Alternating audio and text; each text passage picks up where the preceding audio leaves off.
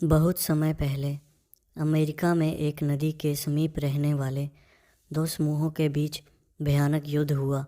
जैसे ही एक समूह शांति के लिए प्रयास करना शुरू करता है तो सारा रूमा नाम का एक दुष्ट जादूगर उनको दूसरे समूह के बारे में कुछ भयानक बातें बताता है कि दूसरा पक्ष क्या करने की योजना बना रहा है। भूमि अभी भी सूखे से सूखी है। शत्रु के देश में बड़ी आग लगा दो, वे फिर तुम्हें कभी परेशान नहीं करेंगे। फिर वह दूसरे समूह की ओर जाता है। मैं जानता हूँ तुम्हारे शत्रु तुम्हारी भूमि में आग लगाने की योजना बना रहे हैं। इससे पहले कि वे तुम्हारे साथ ऐसा ही करें, तुम्हें शीघ्र ही उनके देश में आग लगा देनी चाहिए। इस तरह सारा रूमा दोनों समूहों को भड़का देता है एक दूसरे के खिलाफ।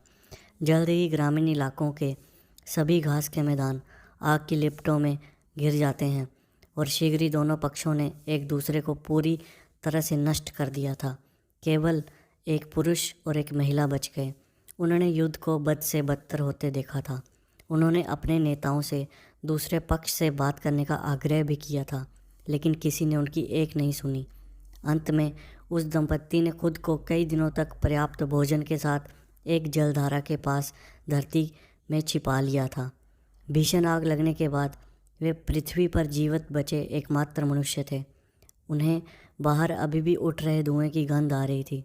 कई दिनों के बाद जब भीषण आग की तबाही शांत हो गई तो वह आदमी रेंगकर सतह पर आ गया। उस आदमी ने एक टहनी खींची और देखते ही देखते उस टहनी में आग लग गई। यह बहुत जल्दी है, उन्होंने कहा, और दोनों जल्दी से अपनी मांद की सुरक्षा में लौट आए। अगले दिन उसकी पत्नी ने कोशिश की और उसकी पत्नी ने टहनी खींचने की कोशिश की, लेकिन वह टहनी फिर आग से सुलग उठी। उन्होंने 8 दिन और कोशिश की। 10वें दिन टहनी ना जली और ना ही सुलगी।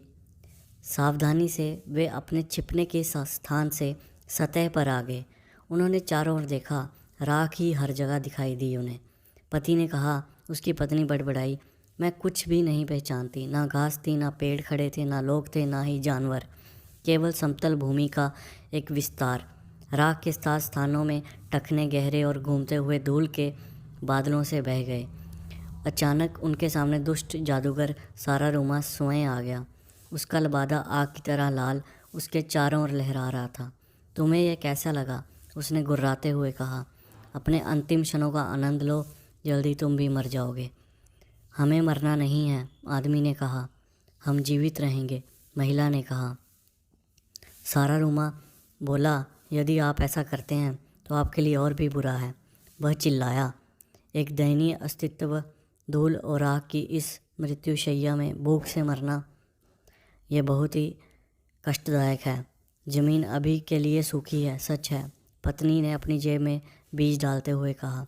लेकिन बारिश होगी, हम पौधे लगाएंगे। अचानक सारा रूमा सिकुड़ने लगा और जैसे जैसे वह आकार में घटता गया, राख के माध्यम से नई घास के सिरे से उगाए। आपको क्या लगता है आप दूसरों से अलग हैं? सारा रूमा चिल्लाया, अपनी बाहों को फड़फड़ाने लगा। तुम बाकी गंदे नीच मनुष्यों की तरह युद्ध और विनाश में ही समाप्त हो जाओगे। सारा रूमा उन्हें डराने वाली बातें करने लगा, क्योंकि पति और पत्नी का आत्मविश्वास बहुत ज़्यादा था। इसलिए सारा रूमा उनसे डरने लगा। तो इस पर दोनों ने कहा, हम नहीं जानते कि क्या होगा, आदमी ने कहा, लेकिन हम आगे बढ़ेंगे। तभी जलते हुए पेड़ धीरे धीरे हरे होने लगे।